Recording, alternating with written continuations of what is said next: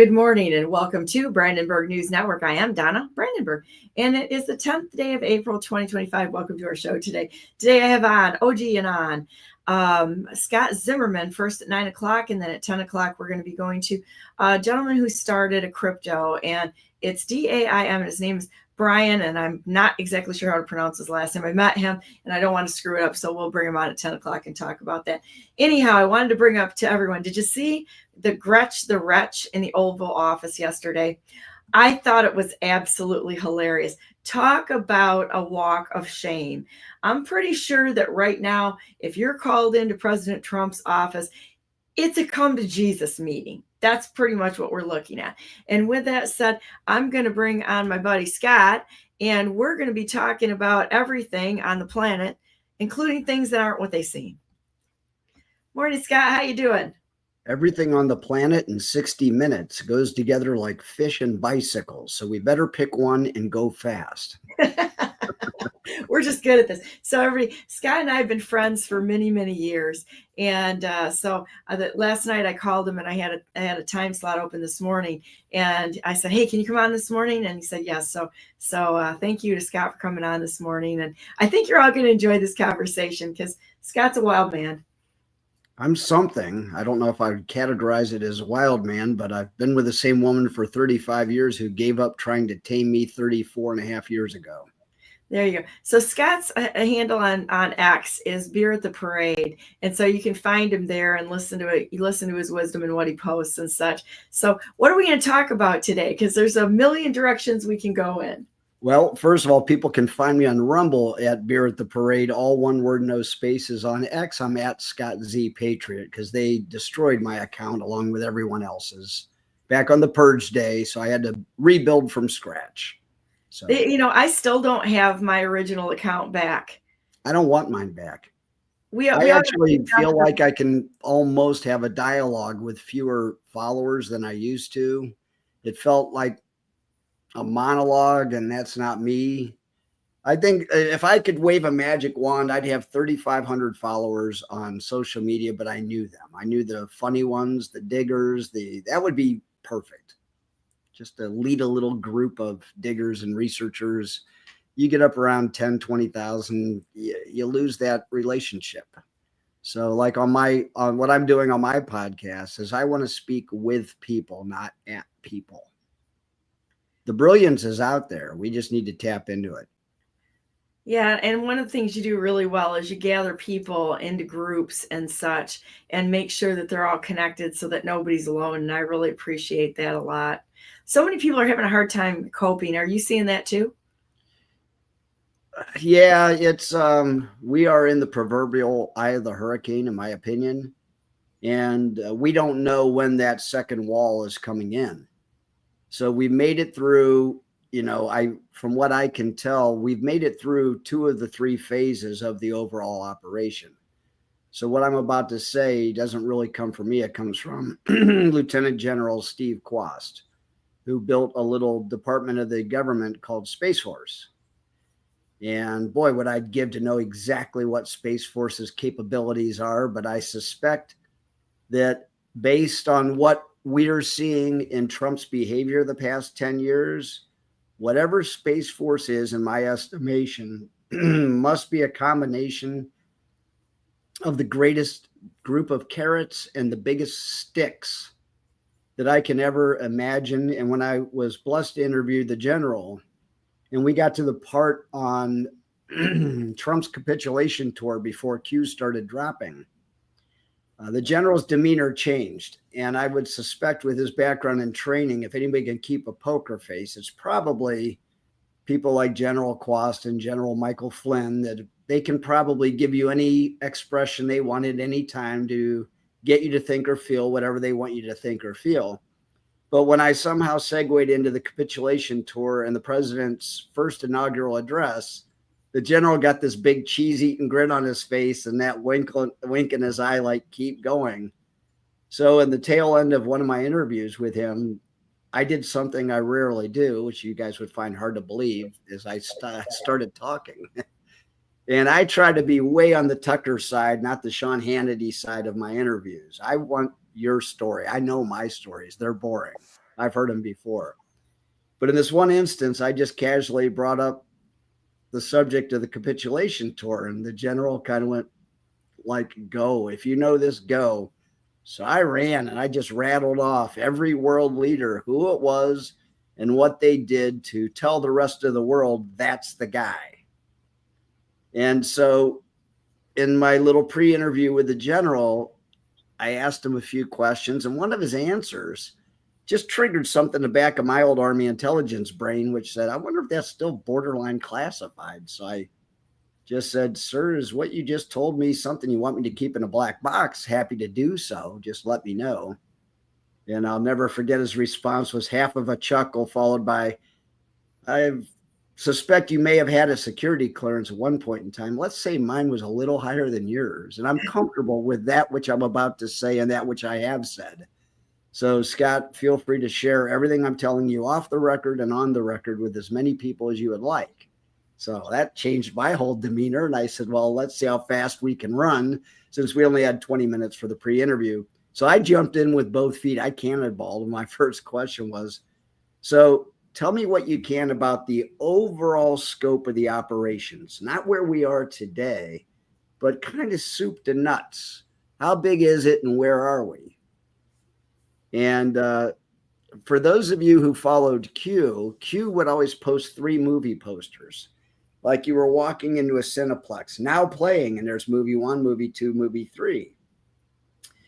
And the way that I remember couching the question and the way that he answered the question, I strongly suspected we had both read the same things or very similar things, because he didn't speak exactly Q language, but he spoke enough to where it kind of put the plausible deniability in place, but it also was one of those little winks that he's like, I didn't wink, I had something in my eyes sort of thing.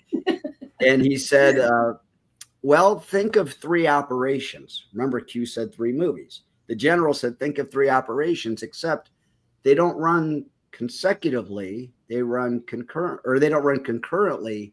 They run consecutively. So in the Q drops, we would see 3 movie posters, and that would tell you when you walk in, you can pick A, B, or C and watch one movie at a time.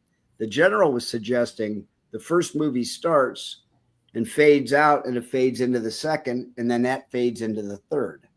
So I got kind of excited knowing that I would kind of know where we are in this thing. Now, when I interviewed him, it was a year ago. So about 11 months ago was when I interviewed the general. And so the election was still probably 7 or 8 months out. We had hoped Trump would win in a landslide, but we didn't know. So his answer was fascinating to me on many levels. And he said, well, the first phase was we had to catch them committing irrefutable new crimes in real time. So when they would be exposed, there would be no pushback. So I said, well, I'm guessing that's Trump's first term. And he goes, I would agree with that by and large. Okay.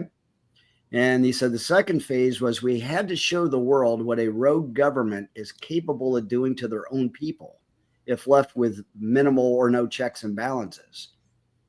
And so I didn't say it the way I'm going to say it now. Well, I'll tell you as close as I can get. And I said, well, please tell me that that's Biden's term and we're wrapping that phase up. He said, I would basically agree with that.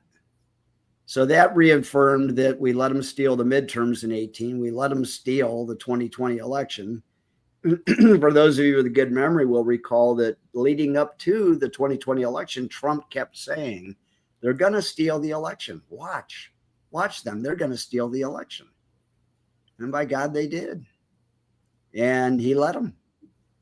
So now I know the first 2 phases. So we got to catch them. Then we got to show the world what these people are capable of doing. And then I'm on pins and needles. So the third phase, he said, without saying Trump is coming back, he said Trump is coming back. So he said, what do you think would happen if our government was made completely transparent very quickly? And I thought about it, and I said, well, that would describe the Hawthorne effect, which means the voting behavior and all of the behaviors of our elected leaders would change immediately because they know they're being both watched and measured. And Controlled. He said, what's that? Controlled. Controlled by who? Good guys. Me and you. There you go. That's good, guys. Because that's right. Because in one of his texts back to me, and I take texts a lot more serious than I take conversations, because you have to actually do this and it slows you down. He said transparency will put the power of the government back in the hands of the American people. And then he added the word forever, which I'll never forget.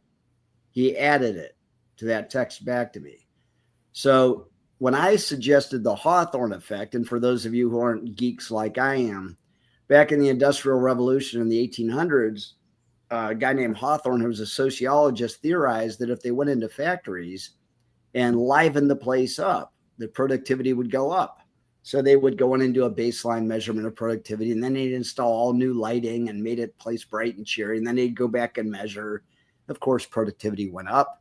And Hawthorne theorized if they went in and made it darker and dingier and crappier than before they even did the first baseline, productivity would not only go down from the improvement, it would go down below the original baseline. So they redid the place, and they went in and they put on their lab coats and their clipboards, and they went in and measured. And Donna, as you can well imagine, productivity went up again. Hawthorne's like, what the hell did we learn here? What they learned was it had nothing to do with the environment. It had to do with human nature. If people know they're being measured, behavior changes immediately. Kind of like focus groups, why they don't work. Everybody knows somebody's behind that two-way mirror paying attention. So what got me excited about this thing of behavior changing over. Oh, and then I paused and I came back with a Hawthorne effect. And he said, close, but only half the cigar. And I said, so what's the other half? And he said, would it surprise you to know that most of the people that you people rightfully despise, by and large, are really good people? Now, that was another Q drop. Q had told us most of these are good people. So because I had read the Q drops year before, when he said that answer to me, would it surprise you to know most of these are good people? I still was surprised to hear it from him, but I wasn't surprised completely. So I was still clear-headed enough to reply with, well, sir, I couldn't figure out how we were going to drain the swamp. So if you've got 500 Congress people and senators, how do you replace 80, 90%? But if you're correct, and these are good people by and large, what they're doing makes no sense unless they're working under complete duress. And he said, there you have it.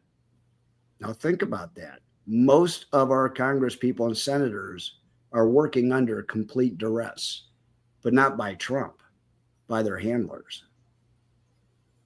So if you'll remember, in one of those early Q drops, they said, if you think we're going to start doing public arrests and trials and perp walks and all of these things without first cutting their communications, their finances, their chain of command, etc., you are watching, or they basically said you probably shouldn't be in this conversation. Now, what they didn't tell us was it was going to be another 8 to 10 years. So had us early Q people known that, we would have never made it this far.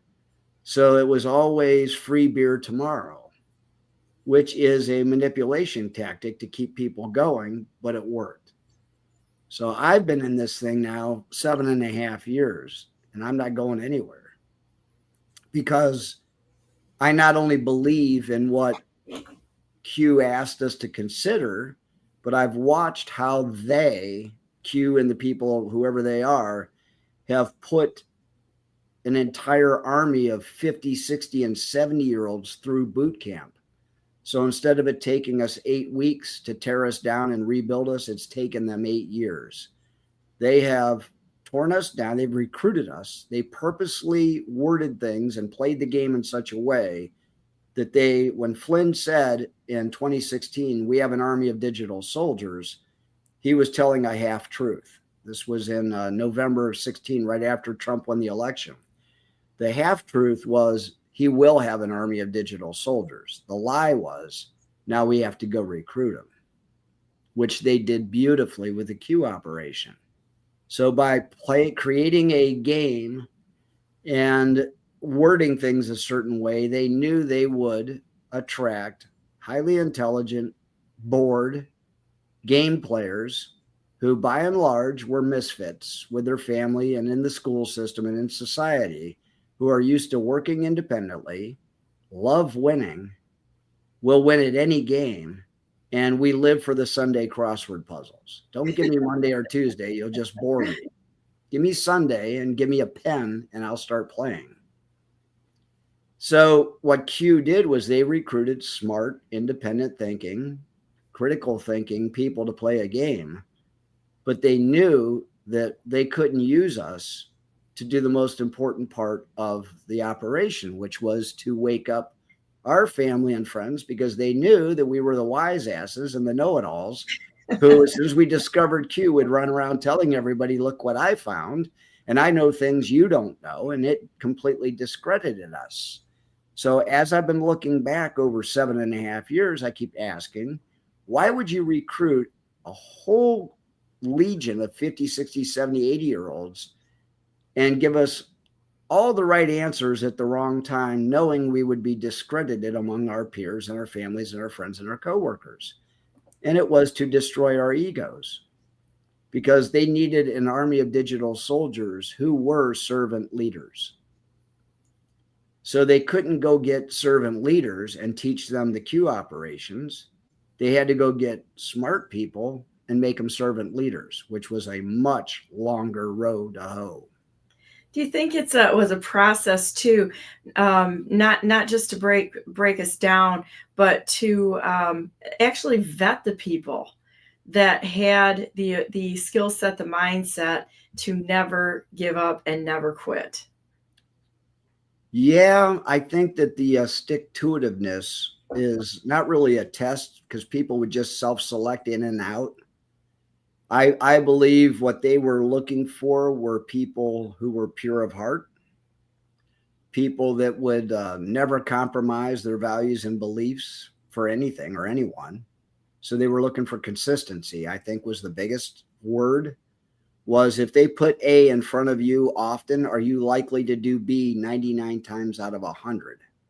And if the answer is 89 times out of 100, they would just gently let you move yourself out of the game because you weren't getting any oxygen anymore. So I believe that they used the Q drops as a way to point at certain accounts, and then the account could stand or fall on its own based on future behavior. So if Q would maybe point at account more than once, that was a pretty big indicator. You might want to pay some attention to that account. Now, if I were half as smart as the people on the Q team, I wouldn't leave that up to crossing my fingers that they could go find 1,000 Bob Smiths who were just built to do this beautifully and to be the perfect pawns and knights and bishops on the chessboard. I would create Bob Smiths, because full control would mean full control. So for every time they might point at a beer at the parade and something I might decode or drop or talk about, they may have been pointing at a praying medic or a Julian's rum. And I'm making these up. I know some of these guys and they're real people, but they might point at another account that might be the guy sitting next to them on the Q team. So they would probably look at each other and go, well, they haven't figured out Apache yet. We've given them 2 weeks. So what do you guys think we should do? We got to get them to connect Apache to the secure drop servers. And from there, they'll be smart enough to get Operation Mockingbird. And that's our way of, telling them that we're actually running the mainstream media now, and you guys need to relax. So they've had 2 weeks. What do you guys want to do? And Bob goes, I got an account name. They go, what do you got? Call me whatever. At Biscuit Head does cocaine.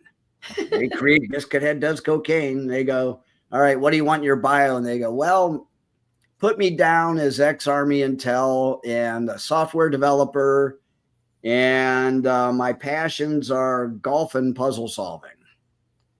And they go, okay, well, Bob, you're up and running. And we've given you, 1,700 previous drops. And your drop today is this. And we're going to spotlight you here in about 5 minutes. Get ready to start answering your DMs. And boom, they just drop the Apache thing on 4chan or 8chan. anonymously, and then they wait a couple minutes, and then they point at it and they said, "Nice digging, Anon. Took you guys long enough, but you're right. Apache is mentioned in this ad for secure drop servers." And so they just drop it and let it sit, knowing the Anons who have now connected the dots.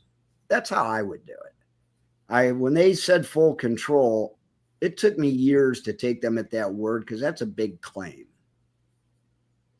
The deep state's been in full control for centuries. How do I know the good guys suddenly take the game back over? Shouldn't that also take a long time? Or with technology, could it happen faster? I don't know. Keep going. I'm liking your explanations here. It's really, I got to tell you, the first time I saw Q, I was in, and that was pretty close to, I think it was in a week to 2 weeks, stuff started popping up on my feed and such.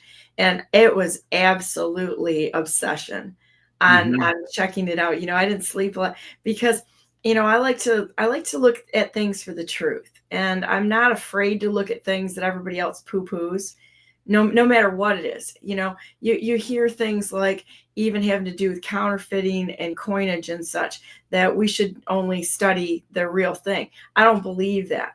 I believe you have to study both sides of it. And I think that's part of shutting people down. Whenever I see somebody shutting us down in any way, shape, or form, whether I agree or disagree with them, I'm kind of done with it, because it feels so manipulative. So, to look at both sides. And so, of course, Q comes up, and a lot of people are like, oh, this is this, this is that. And I just didn't listen to any of it. Neither did you. We just got in and started to assess it for ourselves. And I think that was amazing. And one of some of the first people that I watched in doing commentary was Space Shot 76. I love that guy. I still love him. And, just super, super nice people that continue to ask questions and not necessarily give people so much of the answers, but I think that a good mix is out there right now. Well, I think that we're being taught, and I hope I'm right, I believe we're being taught the art of a conversation again. And it's beyond just critical thinking. Because we have been so purposely divided from our loved ones, that I have to believe they miss us as much as we miss them.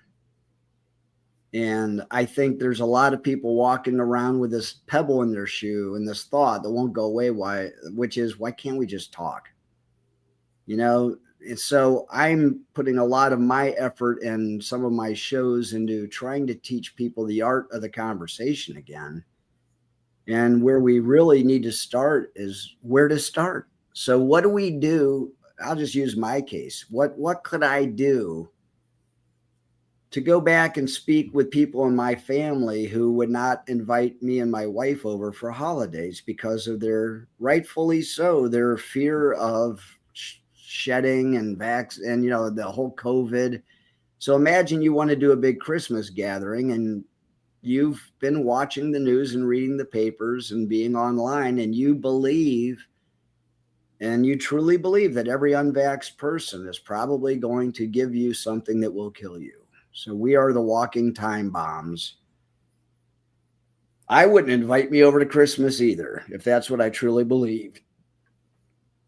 What I hadn't considered was what it must have been like for them to have, let's just say, 50 family members all talking amongst themselves, trying to figure out what to do with Scott and his crazy wife, Patty, who will not get tested, will not take the jab ever.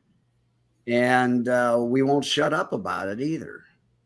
And we're trying to beg people, just look before you leap. Just do your research. Why don't you find out if they've had time to do their research? But nobody would listen to us. And so it was very painful to have Thanksgiving come and go, and Christmas come and go, and Easter come and go, and everybody's there but you.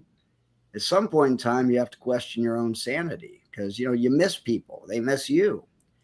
So that was a few years ago. And in that time, I've had a lot of time to reflect, and I've been very blessed to interview people, and they give me perspectives. So if any of you are ever wondering what benefit you would get out of starting a podcast, it's not the podcast itself. It's like writing a book. It's never the book itself. It's who you become in the process of taking on the project. So in writing a book, I discovered it would slow me down and force me to organize my research and thinking and writing in a way that was logical and progressive and good for the reader. I needed to take them on a journey. And when you write a book, I hope if you're a sensitive person, you know that you just gave somebody a 15-hour homework assignment, and you might as well make it interesting and informative while you're doing it. Think about a podcast, not dissimilar. So every podcast is just a little book chapter. But my question is, and what's consuming me is, can I tell a story in each podcast that ties into a bigger story called the podcast, which is where I am right now on my little journey. So my podcast has had fits and starts over the past 4 years as I've dealt with depression and other things that we go through as we grow and develop and get wisdom and get beat up and learn and get beat up and learn and get beat up and learn. Is that, again, it's the journey, it's not the destination. So as I've been begging people to get into podcasting, it's for 2 reasons. One, the universe hates a vacuum. It always has. And the entire industry and profession of mainstream media is disappearing right in front of us. And it leaves, in H. Ross Perot's word, it's going to leave a giant sucking sound. It's a big sucking sound, you see? There goes the media. They shot themselves in the foot. They deserve it. They told you lies. They knew what they were doing, told you lies. Well, now they're gone. What are we going to do? I don't know. Why don't you get off your ass and do something? Be a podcaster. You know what? People need the news. Don't give them the news. Don't tell them what to think. That's what boring people do. Don't tell them what to think. Teach them to think. You teach the people to think, you're going to have a good republic. So I believe that the future of news and podcasting is no longer here's what happened and here's what we think about it, because the journalism used to be here's what happened. Way back before Operation Mockingbird, here's what happened. This car hit this car on this corner on this date at this time. Now it's, well, I know the drivers and I know that she drinks a lot and that guy's a businessman, so she probably hit him. And journalism became opinion pieces wrapped inside of the cover of journalism. And then it got worse and worse over time, which is, well, we all know that that drunk lady hit that good businessman, and now we think that you should get involved and help him sue her. And first of all, we didn't even know there was an accident. And secondly, we don't know who was at fault. We also don't know if there's any evidence that she was drinking. We also don't know that guy doesn't drink. But you just told me what to think and do about an accident you forgot to tell me that happened. So once we arrived at that place in journalism, we all knew it was dead. 1, don't tell me what to think. Number 2, tell me what happened, then I'll start thinking. And number 3, I don't need your opinion after you told me what happened. Let me go form my own opinion on what happened. Gone. So I'm looking at this replacement of mainstream media and saying, what does the world want and need? Well, we're about to get a chance to create our own news. And I hope people wake up sooner rather than later, or they're going to miss this Overton window that will never happen again. People like me and Space Shot Mike, Space Shot 76, Joe Rambo, Parallel 8 Media, Mark Messina, News Trees and Dave. We're all a bunch of regular people who have become obsessed with trying to figure out how the world really works and who the good guys really are and the bad guys really are, except we have a different style. We don't say, here's who to hate and why to hate them. We just simply open the closet door and we point and we go, look at that. Can we look at that together? And then we say, here's my first thoughts, but I'm not sure. Can you help me clarify my thinking or our group thinking? And I think that it's the podcasters who ask good questions and engage with the audience that are going to be the future of letting the audience determine what is news and what is false. Q proved that we were good at it, capable at it, by letting us play the game with them. And to further illustrate my point, I watched it happen once in real life, and I was lucky enough to predict it the day before it happened. True story.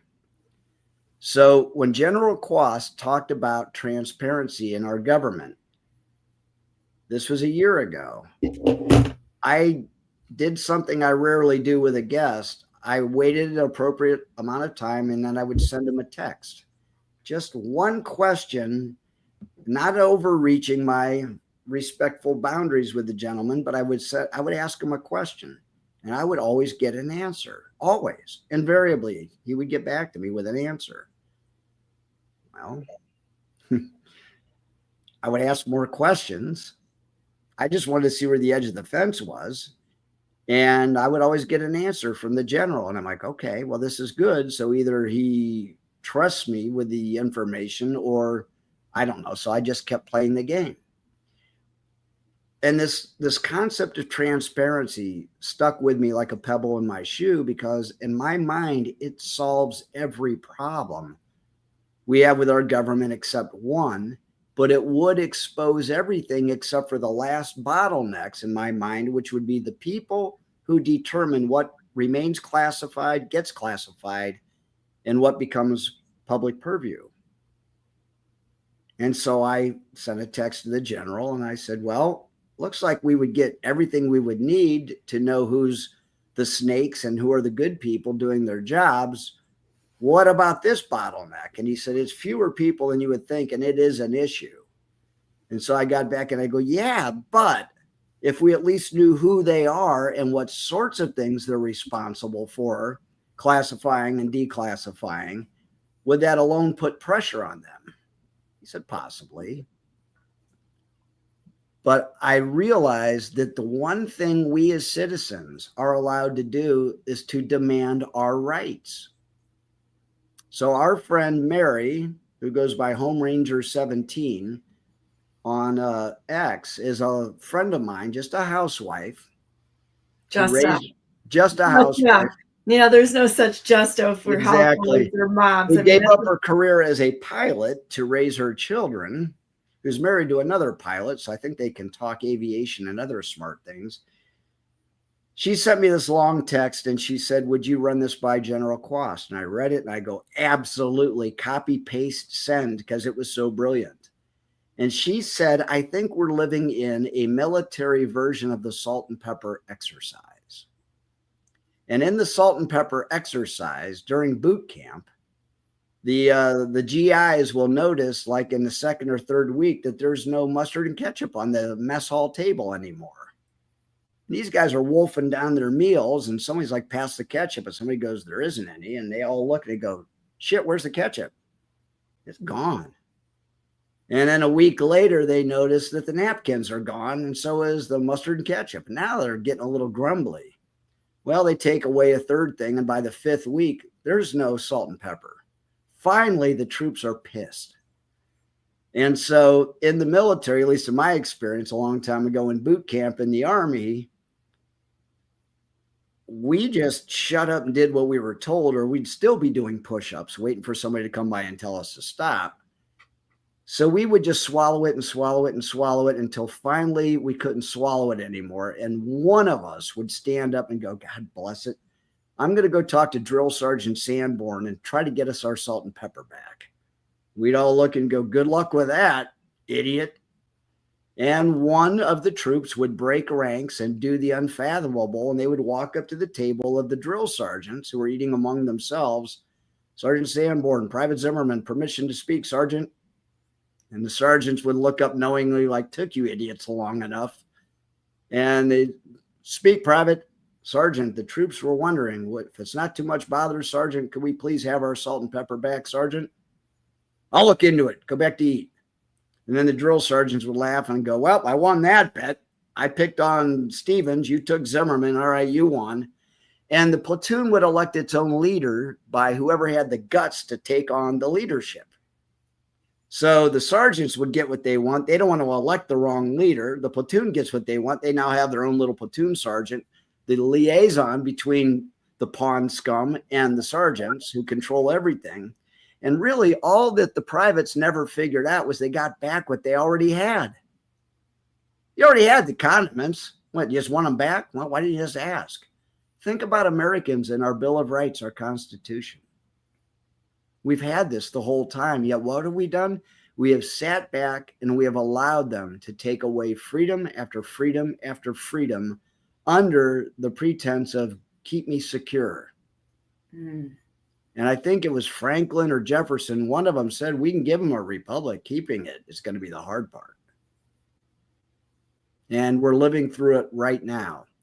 So when I watch people like General Quast, and I know that he's got degrees and experience from here till the edge of the earth, I have discovered he's a brilliant sociologist. Among of all the other things he has mastered, sociology and helping guide people's thinking patterns en masse is brilliant.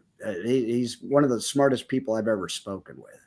So when I was thinking about this transparency issue, and then I combined it with his other hot topic, which are the 7 pillars of prosperity. The general teaches us that there are 7 key areas of living that are about to be transformed, hopefully in what's left of my lifetime, that are going to fundamentally change the way we as human beings operate, think, and interact with each other. And his areas are, and I'll do my best to get them right, is water, which means we can have potable water anywhere in the world that we can. Good morning, Nate. I'm right in the middle of a show, but I'll tell you what, hit me up on your drive home if that's okay. What's up? I'm right in the middle of a show. Can you hit me up on your drive home? No problem. Love you. Thanks. Bye. And so he talks about water. One of his companies, I believe, is Genesis. They're in the business of extracting potable water from desert air and giving it to our troops. So we can create drinking water from anything and everywhere we want with new technologies. He talked about breakthroughs in energy. And then I start thinking about what would free energy do for mankind. And he was talking about small portable nuclear devices that could power entire households. Then I got thinking we could live anywhere on the planet we would want. Why do I have to live next to the Great Lakes? I could live in the Mojave Desert, have water, have energy, have an internet connection, have food, and have everything. He talked about breakthroughs in transportation. Anywhere on the planet in less than an hour, safely, affordably. Wow. So I've got breakfast in Ohio and lunch in Paris and dinner in Los Angeles. That's pretty cool. What does that do for my ability to grow a business or relationships? Then he went into the areas of finance and food, information, shelter, and how we live in our homes, and lastly, healthcare. And he talks about emerging technologies because that's plausible deniability. Remember, he built Space Force. If anybody knows about emerging technologies anywhere on this planet, it would be Steve Quast. So I chewed on those technologies for a while, and I sent him a picture of Maslow's hierarchy of human needs. And I grayed out the bottom 2 rungs with a little message, and it just said, technologies replace these? He said, pretty much. And the lowest rungs on Maslow's pyramid of hierarchy of human needs are food, water, shelter, clothing, heat, procreation. That's what people think about at first. If you're not warm, you think about heat. If you're hungry, you think about food at the exclusion of God and relationships and self-actualization, self-fulfillment. So I said these technologies would pretty much free us up of any thought worrying about money, career, food, shelter, rent, this invisible cage we've been living in our whole lives.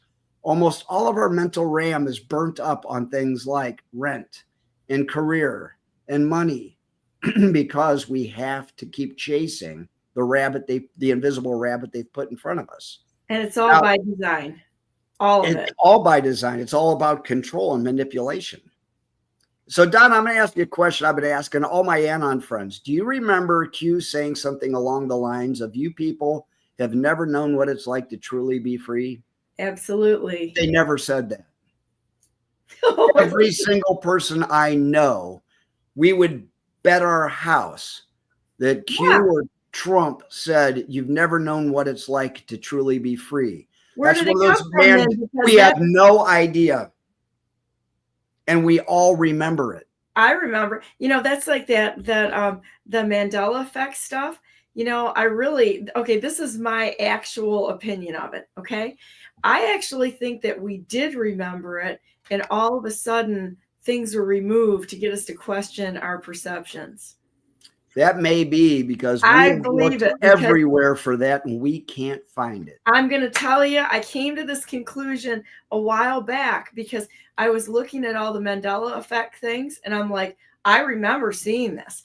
And so, I mean, I absolutely remember seeing this. And then I found some evidence on some of the things that were within the, that would have been, termed the Mandela effect. And I'm like, they're lying their ever living behinds off. They're controlling that narrative because I remember it. Everybody else remembers it. They're trying to get us to question our perceptions. That Mandela effect is bullshit. And I'm completely of that opinion that it is bullshit and it's an op. Well, how's that for an answer? Op doesn't necessarily equate to bullshit. Not all ops are bad. I'm not saying it's bad. I'm just saying I'm not buying it at face value, just like everything else. It's like even something as simple as that. I look at that Mandela effect and I'm like, no, I know my own mind and what I saw. And it's like, you're not gonna tell me it wasn't that way and expect me to group think on, oh, I must have made a mistake when I can tell you I remember it. So what we are learning is a new way to think, which is tiresome but valuable. So that's where I get tied up with this though. After a while, I sit there and I listen to the propaganda on both sides because everybody's lying right now. The good guys are lying, bad guys are lying, everybody's lying right now.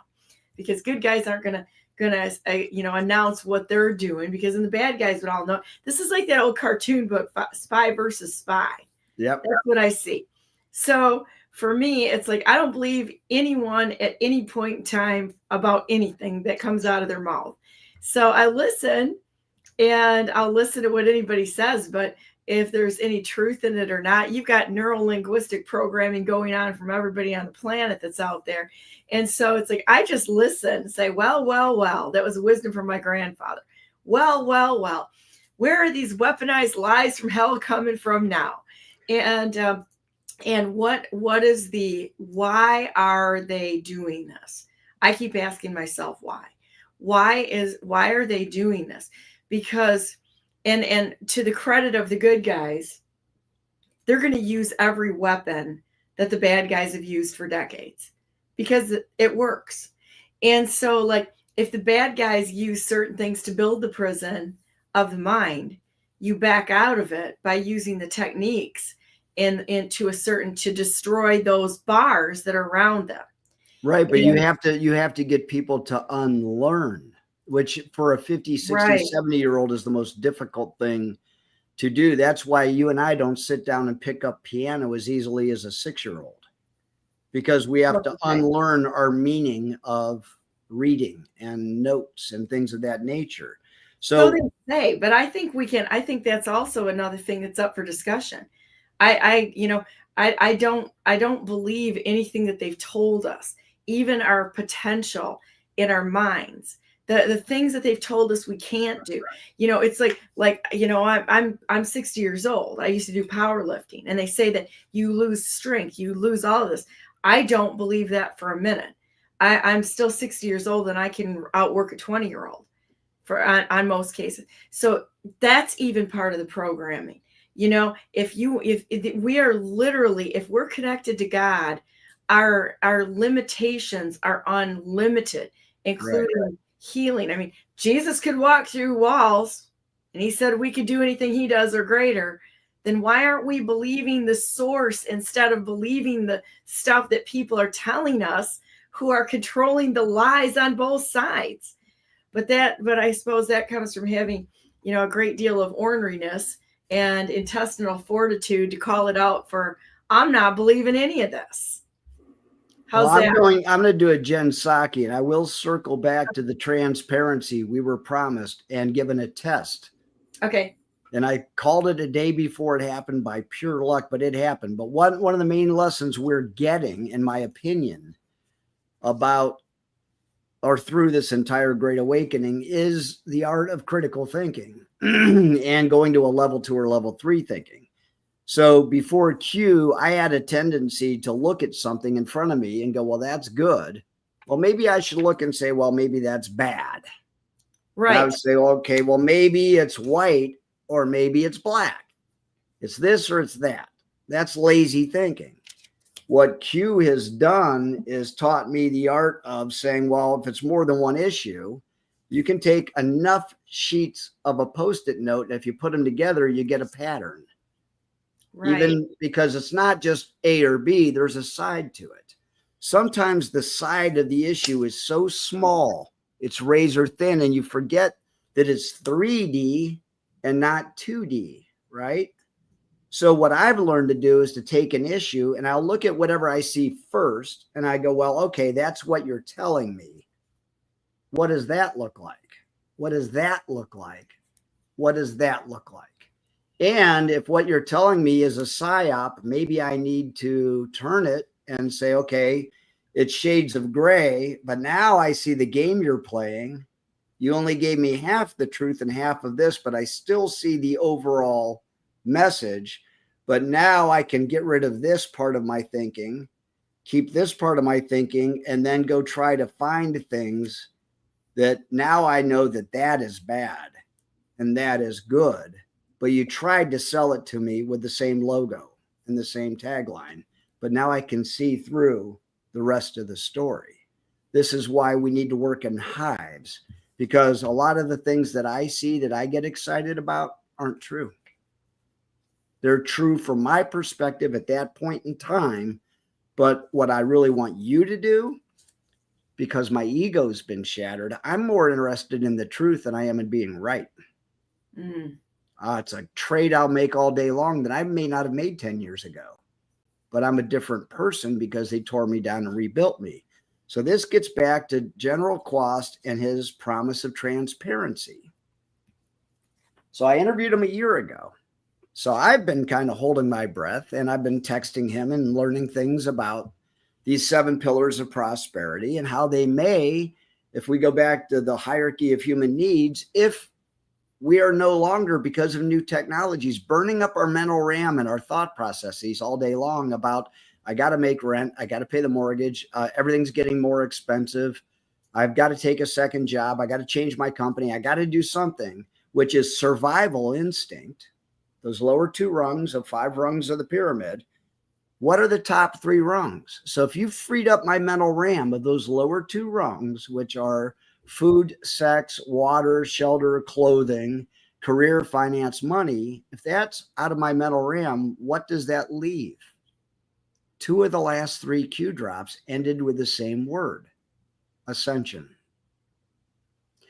So if you take a hot air balloon and you picture those 4 ropes coming out of the basket with sandbags, that holds that hot air balloon down, and all they do is let go of the ropes and the sandbags, and it begins ascending, because what's inside is lighter than the air around it. I believe that what's inside of us sovereign beings is God and energy and love and wisdom, all the things that have been suppressed by keeping us chasing the uncatchable, which is security, happiness, finance, wealth, all the things we thought would make us comfortable and happy and free up our mind to go pursue more worthy endeavors.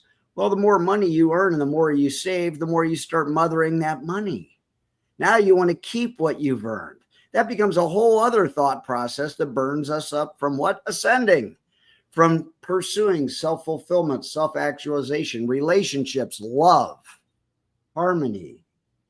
Now, Q said, expand your thinking. I'm starting to expand my thinking because of my interviews. So I contacted the general and I go, wait a second. We all live on top of each other because of the Industrial Revolution, by and large. So everybody congregated around the Great Lakes. That's why you have Pittsburgh and Cleveland and Detroit, just for shipping and energy, because that's where they would string all the lights and generators and whatnot. But with this technology you described, we could live anywhere, couldn't we? He said, yes.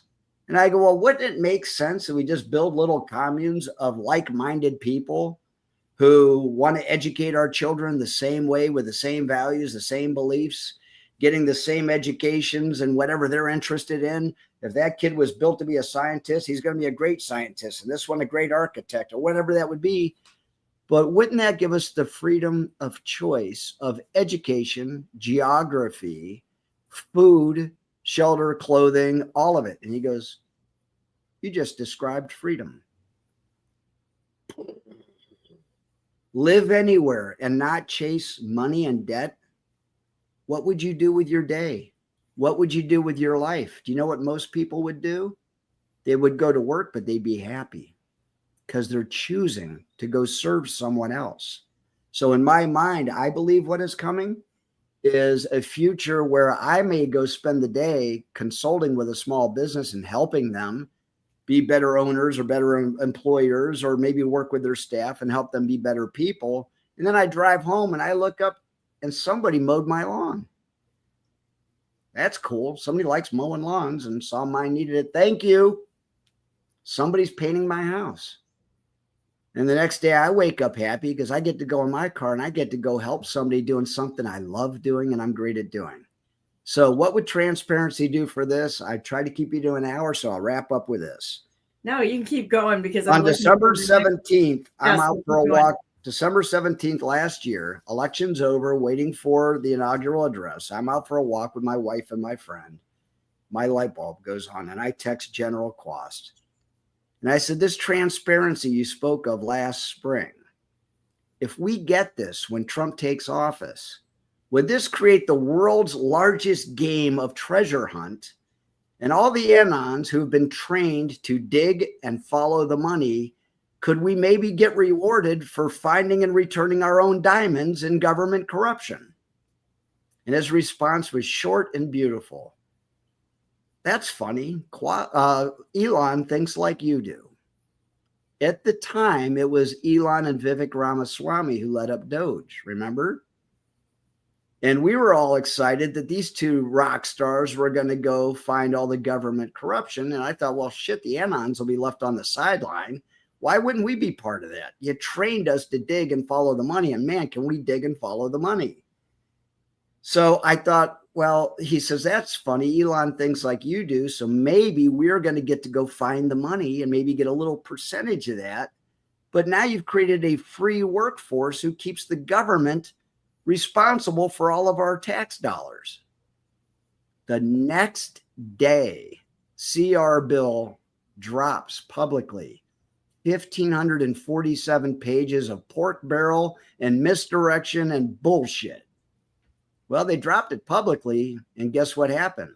Anon swarmed, and they used tools like artificial intelligence, and we stripped that thing down from 1,500 pages to 116 in one day. And we said, that's what's in that damn thing. The next day, Vivek tweets out, and he said, imagine if transparency like this were brought to all future House bills. What he said, digital transparency was what he typed. Imagine if digital transparency was brought to all future House bills. Might this restore trust in our government? Screen grabbed it, texted it to the general. This time I had no question and no comment because we had just texted the day before. And all he said was, exactly, more good to come. So the Anons got a live test to see what would happen if they just quietly dropped a public bill that was hiding inside the Congress. And when they gave it to us, we destroyed it. And we exposed it. And then we knew what we were voting on. So if you guys don't think that you're about to make a difference in your own government, you better wake up and get involved and do exactly what General Mike Flynn begged you to do. Remember, that was the guy that for the first year and a half after Q started dropping, it was Mike Flynn who signed every autograph where we go one, we go all.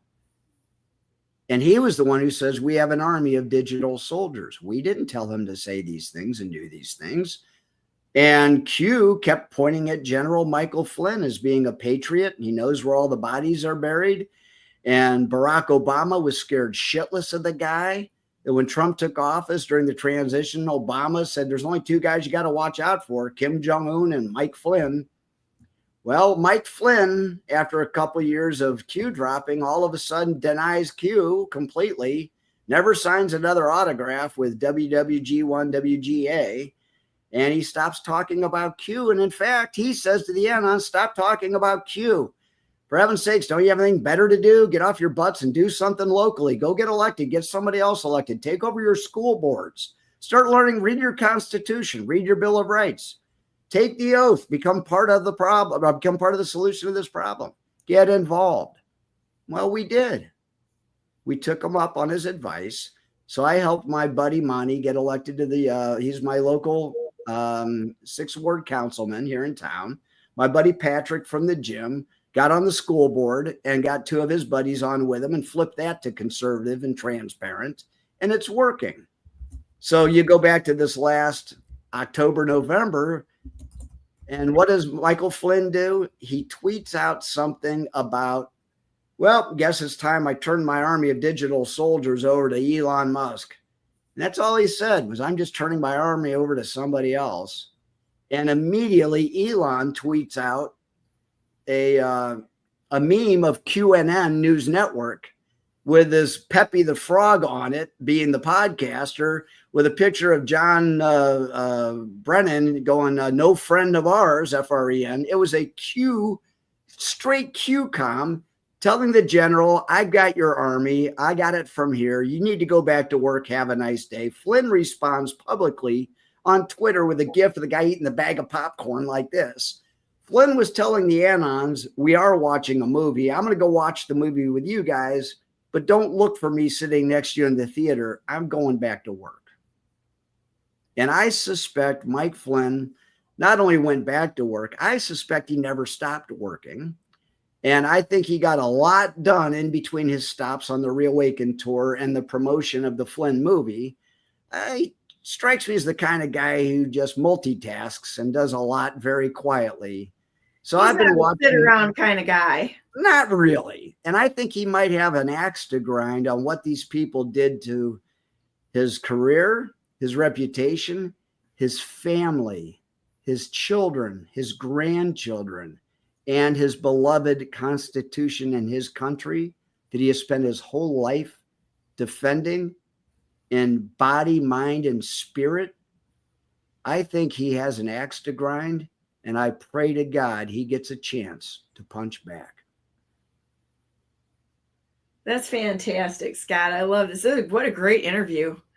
Nailed it right on the top of the hour. You can cut me loose now. That was absolutely fantastic. Well, I want you to come back on again because I've got all kinds of questions for you. And, just talking about real stuff, We're living right in the middle of it. Don't miss a minute. And don't waste your time trying to wake up people around you. Keep waking yourself up. They'll wake up when it's time their way. Q has this. I'm watching it roll out, and everybody's going to wake up slowly and gently. And it can't be ripping off the Band-Aid. As much as we would want 20 perp walks tomorrow, it would open up conversations you don't want to have because you're not ready yet, but keep prepping yourself. Keep learning, keep digging. Please keep praying for God to strip your ego because it only stands for edging God out, and humble yourself and be willing to be wrong and open up every conversation with, I'm sorry, I was wrong about most things. Can we talk? Because I was wrong about most things. Really? I was right about the ones that matter. What were the biggest things that you think that you were wrong about? The National Guard's going to be deployed in major cities. Watch for that. Hillary's going to be arrested. Watch for that. She'll be detained, but it'll look like she's going to be arrested. Let's watch for that. All the early Q drops that we got excited about, that we thought we were going to get to watch play out as Donald Trump was going to drain the swamp. What we figured out in hindsight was it may have been done, and it was probably done right in front of us, but in a way we didn't notice. So it is entirely possible that a lot of bad people were arrested and put in front of tribunals and then given their marching orders. If they were the people who were compromised, they were probably hugged, given back pay. Of course, we seized all the ill-gotten gains they were given, but I'm sure they got a fresh start, and I'm sure they got an accommodation for all the hell they've lived through for the past. And I'll just say, what if Chuck Schumer and Pelosi are decent people who had to work 40 or 50 years every day dreading going into work because they had to serve a puppet master who was going to make them vote against their constituents' own interests, vote against the Constitution they themselves swore to uphold. But yet the threat of what was coming if they didn't toe the line was way worse than treason. Let that sink in. These people knowingly did things that would have gotten them killed, and yet they still did them. These are the things I have to consider when I catch myself passing judgment on people I don't really know. So I have curbed my emotions about people like Pelosi and Schumer and Waters and Schiff and all the people that I suspect may have been doing horrible things, but I'm at least willing to give them the benefit of the doubt until it all comes out, all of it. And then I'll let God pass judgment. That's not my job. One of the things related to what you just said is that I've seen that in people. It's like they are fearful. And I've asked it over and over, what are they so afraid of? Because the people that I've seen in those positions, they're afraid. A lot of them, that's their dominant spirit that they carry is a spirit of fear. So what is it that they fear? It's an irrational amount of fear. Almost all fear is irrational. But I mean, it's an irrational, over the top. Sure. It's an unspoken. It's not a normal. You see people out there that have fear. They're afraid of specific things. These people are afraid to their core, and it's like, what is it that has them in this state of mind? I've never gotten an answer for it. Exactly what it is that has that kind of control over them. Well, why don't we walk in their shoes for a minute? And I'll just tell you what I'm guessing my family is living in fear about. They look at me, and I'm in my 60s, and they've known me forever, and they look at me and they think, God, he used to be so smart. He used to be so grounded. He was a successful businessman, and he did a lot of good things. Where did Scott go? We lost Scott. They lost the version of me that they loved. I was boring and predictable. I would talk about the weather and sports and things that didn't matter. And I don't have those conversations anymore. So their fear is they're losing people around them that they love, and they don't know how to get them back. They might think I'm crazy. That's not good, because if I felt that about them, I'd be living in fear and a sense of loss and grief, which is the depression I went through when you met me. And you were there when I gave this speech on this flag. And sadly, tomorrow, my entire show is going to be about that speech, that flag, and Beth Schweier, who painted that, who just passed on 2 days ago. But when you met me, Donna, you'll remember I was in complete depression. Yeah. When I was supposed to go give an upbeat speech on how to red pill people based on different personality types, which never happened. I gave a completely different speech, which was given to me that morning. And anyways, so yeah, I understand depression. I understand a fear of loss and an actual sense of loss. And so I have a lot of empathy for what my loved ones are still going through, because they still feel that they've lost people like me to something they don't know what it is. They think I'm in a cult and I'm brainwashed. Yet when I speak to them, I sound calm and logical and reasoned, and I still have a lot of belief and conviction in what I'm learning. And all I'm asking them to do is, when you're ready, have a look and I'll answer your questions. But until you have those questions, I'm going to go back and I'm going to keep learning. And if you're putting in the same amount of hours I am, then we can talk. And until then, you might want to ask me what I'm learning and why I'm 20,000 hours into one topic over the last 8 years. Well, I know it's been a rough go for you for quite a while too. And that was such a precious time when we met, and I'll never forget meeting you. And we'll have to talk about that at another time If because you're available tomorrow at 5 that- o'clock, by that- some miracle, I'm going to have a handful of people who were there come on and share stories. So yeah, I'd love to do that. That would be way fun.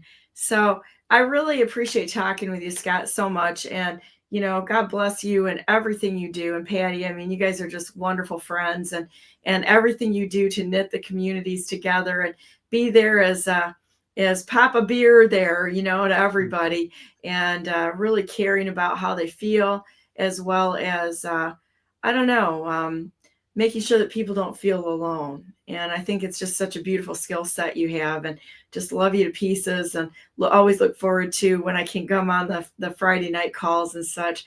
I always look forward to sitting in on that, saying hi to everybody. And honestly, we were, just so everybody knows, we were in my first research group. Beer was there. And so like when the very at the very beginning on Twitter, we were in there, and we started out by one specific account, and from that it went into like a research group, and it morphed a little bit, but you were there right from the beginning, and I was too. And the funny thing is when we met, Scott didn't realize that we were in that same group because I never told what my Twitter handle was. that's true. And it was funny. So I was actually, and I've told people this, I was actually in the Q post, and I tagged Scott on it, and he never realized that I'd done that until Threadfest, which was hilarious. So my son was there, and he's laughing to this day. He said, "You out Anon the Anons," and I'm like, well, maybe I was part of them from the beginning. So it was really, really fun. So, well, thank you so much for coming on. I want John again. Maybe next week we can schedule another time. We've got a lot of good comments from people that are listening to this, and I think it's a good encouragement to everybody that we still don't know what's going on. And I've been saying that too. The good guys, they're lying their ever living tails off. The bad guys, they're lying their tails up. If you ever see me get frustrated, it's because I'm one of these people. It's just like, all right, everybody out of the pool. I'm sick of the shit. Come on and stop lying. Let's just put it all out there and let the chips fall where they may, and just go forward. And but I'm a horse trainer, and horse trainers like the truth savagely. And you don't lie to a horse. You don't lie to a horse trainer, because we see right through you. And doesn't work so well. So, but at any rate, thanks for coming on today, Scott. Love you to pieces. And I'm going to go to a quick break right now, and then I'm going to bring my next guest in, Bryan, and we're going to talk about DAIM. And I'm going to let him say his last name because I don't want to butcher it, because I'm sure I'm going to do that. So let's, I'll have my next guest on. We're going to be talking about all sorts of things and questioning our reality. Always, like I've always said, question everything. So I'll be right back in about 1 minute.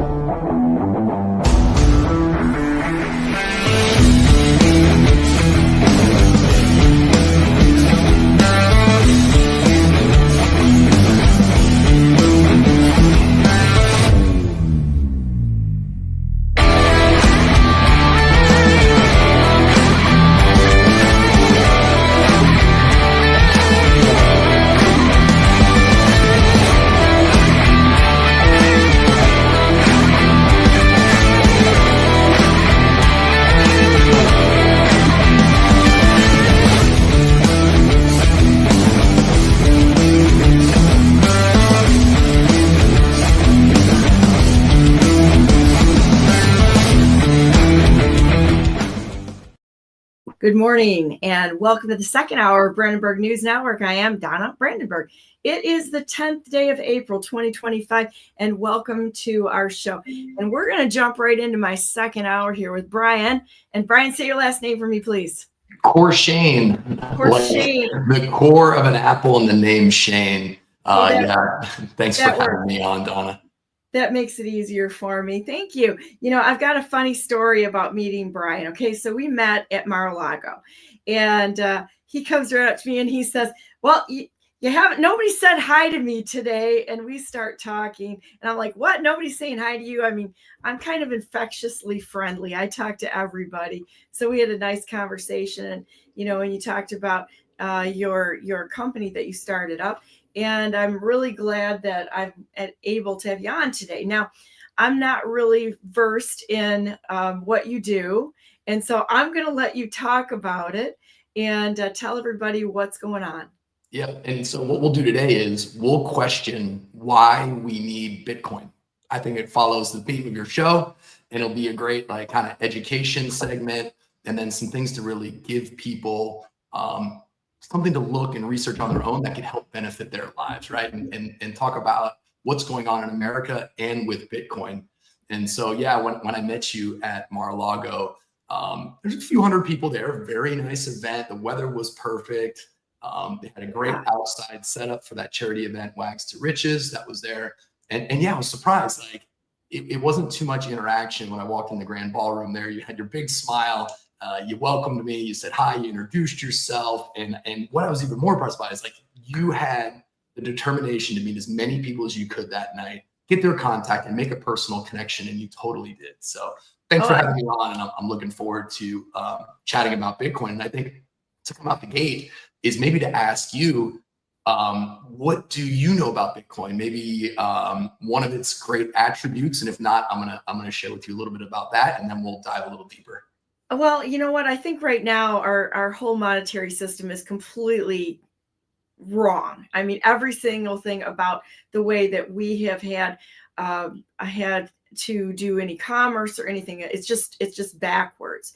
So I'm open to the changes. However, I see some downsides in a lot of it. And I've gone through some of the failings that I see that are problems we're going to have to come over.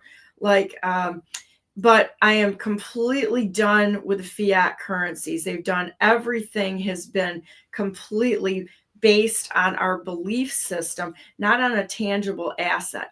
And I have some issues with that. And then I also have some issues with, how the banks can just come in and take whatever they want to do. And you've got inflation. You've got all these things that we have no control over anything in our monetary system. And because we have no tangible assets there other than what we believe in the dollar or what we believe in things, somebody else is in charge of what we have worked for. Now it comes down to taxes, the same thing. We do not have one legal, lawful tax that's happening out there. It's all tied into the money. Scott said it best. I come from the Anon world. Follow the money and you'll find out everything you need to know. I have some questions about Bitcoin and all of that and how sustainable it is for the long run and where the deficits are in the system being able to work. When it first came out, the purity of it, of having something that was to actually have a tradable has kind of gone over into speculation, which is a concern for me. But I think that we're working through the difficulties that come with bringing a new monetary system online, which is happening. You can't look at the failings or everything that's going on. I do think that we're going to be looking at a new way to trade and trade our time, trade our efforts and such, because that's what money is. So I'm open to everything. I know relatively little about it. It's like I've always said to people, you really want a great investment, buy like a semi full of toilet paper, because during the toilet paper nonsense that went on, that's the first thing people are going to lose their minds over. Yeah. And so some things that you said that really stood out to me was, this disbelief in the financial system. Bitcoin was created in 2008 on the back of the financial crisis. And people may remember then, if you went to a bank and you tried to get out cash, you couldn't. The doors were locked in the front. And so the creator, a single person or a group of people that went by Satoshi Nakamoto, created this new money system for the people, separate from the banks. It has not been held by the banks. It's held by us individuals. And like you were saying earlier, the devaluing of the dollar, every piece of paper, the $1 bill has a 1 on it. The $100 bill just has 100 on it. We believe in that and we trust it to be true. What the problem is that over the last 5 to 6 years, the dollar's devalued by 33%. Your purchasing power. So not only do you have inflation, but your dollar gets you less. And if you look at Bitcoin over the same time period, its return is over 1,000%. Okay. And yes, there's some volatility to it in the speculation side. What's really important to know is that this new money system and digital asset that's out there that people can invest in is the only investable asset that has a fixed supply. There's 21 million units of Bitcoin. That's all there will ever be. It trades 24/7, 365 around the world, independent of the banks and the government. That makes it for the people. And if you don't have a full 1 unit of Bitcoin, which today is trading about 82,000, you can get Satoshis, a fraction of one, if you want to use it for payments. And so that's the number one thing we want people to understand is Bitcoin is that rare, coveted item that people want to hold and have because it's scarce, but yet it has tradable value should they want to use it.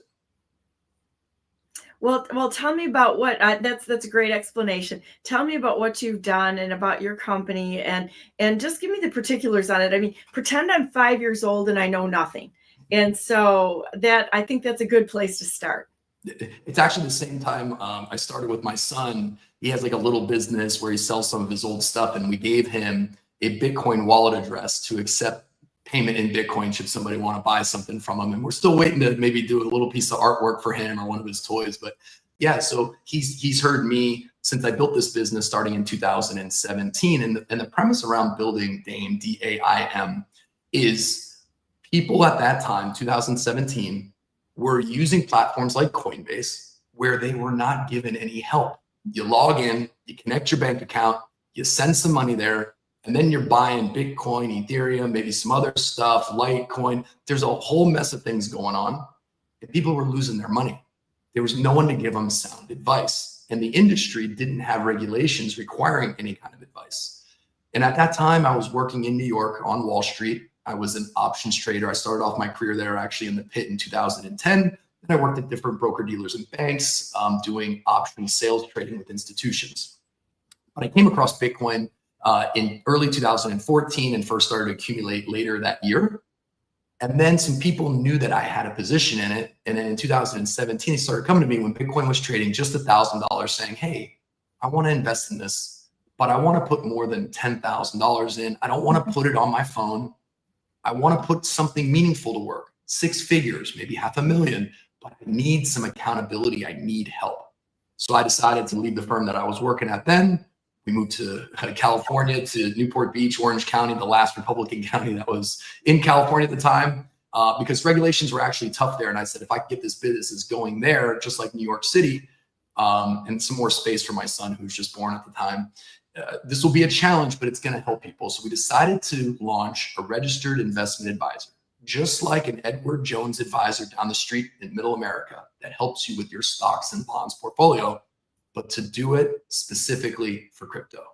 And so it wasn't easy to get that done. The regulators, we had these interviews and meetings, and they took us down this rabbit hole of education really with them, a lot of risk disclosures. And it actually came to May of 2018 where they said, you know what, we want to pause. We don't want to license this business to offer people help. That was a challenge because now I had more people asking me for help because the price of Bitcoin had actually started to come down from its prior high in 2017. It was now trading around 13,000, was going down to 10,000 at the time. And so what I went back to them with this. I said, look, I have the Series 65, which I can give advice as if I'm a stock advisor. I have the Series 4, which is an options principal. I had the Series 24, which is a compliance officer basically for a securities firm. And I've been in this since October 2014. You have to let me launch this business so I can help people and keep them from investing in ICOs, initial coin offerings that are basically just fraudulent. And so May 31st, 2018, the next day after that meeting, we got the license and we began helping individuals invest primarily in Bitcoin in the space through all types of accounts, a corporate account, brokerage account, even things like a Roth IRA. And so now coming up on 7 years next month, that's what we've been doing and helping many, many individuals invest in the space securely, comfortably, so they can sleep at night, yet build a diversification position for their portfolio and better save for retirement. That sounds like a really interesting process. And what kind of clients are coming to you right now, and what are some of the questions they're at? What are most of the questions that you get asked? Yep. And so we do see a wide range of people that want our services, everything from guys that work in construction all the way to billionaires in their family offices. We are a bit selective in who we take. For clients, it's got to work for both parties in the way that we manage the assets for them. And so the number one question we get most recently is, look, where do you think Bitcoin is going in the 1 to 5 year, maybe where's it going to be in 2030? And obviously I can't give advice. There's a lot of people out there that say, you know, Kathy Woods says Bitcoin's going to be at $1 million in the year 2030. But what I can show them is, like, let's look at Bitcoin over its history, the past 16 years. Yes, there was extreme accelerated growth in the beginning when it was a penny, 25 cents, $1, 1,000, 15,000, right? But this asset, because of its scarce nature and fixed supply, is good to have a multiple that's very attractive. So in the past 6 years, Bitcoin's annualized return is about 40%. So every 2 years, every 2.5 years, your money's doubling in it. And so even if it comes down, let's say it does a 30% annualized return, it's still much better than having a portion of your money solely in the stock market. Let's call it the S&P 500, which is good for like a 9 to 10% return. And so this is really where we go with the education side of, like, saying, hey, you have this question. This is what makes sense for your portfolio, not 100% of all your assets, maybe something like 7%. And then this is where we think it's going, and we're going to help you down that journey. And then we're going to set up protections if you want it in a trust or you want to have beneficiaries. We're going to do those things. IRS tax reporting, as we know, the number one thing our government really wants to do is collect taxes. And so we make sure that our clients do that appropriately. We want to prevent them from having an audit, but we want to do everything by the book to make sure that everything is sound and they're building good wealth for the future. When people buy with any of the cryptos, what percentage of businesses are accepting them, or entities out there? What's really interesting is we are a Bitcoin business too. We do keep some Bitcoin on our company treasury. We do our fee through Bitcoin because that's what our clients hold on the balance sheet. What I've seen actually has been really interesting is on the checkout of like consumer retail platforms, especially through like Strike and some even PayPal stuff. There's a little in the bottom, you can pick your credit card, right? And you can actually pick a firm. A firm is another company out there where you can do like installment payments. Say you have $100 in close, you're going to do $25 a month for 4 months, and you do it through a firm. And we just started to notice right below that, pay with crypto.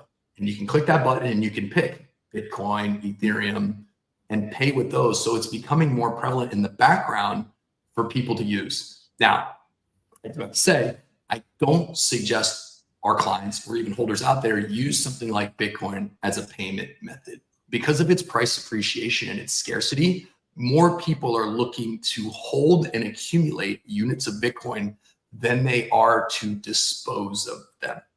What do I really mean by this?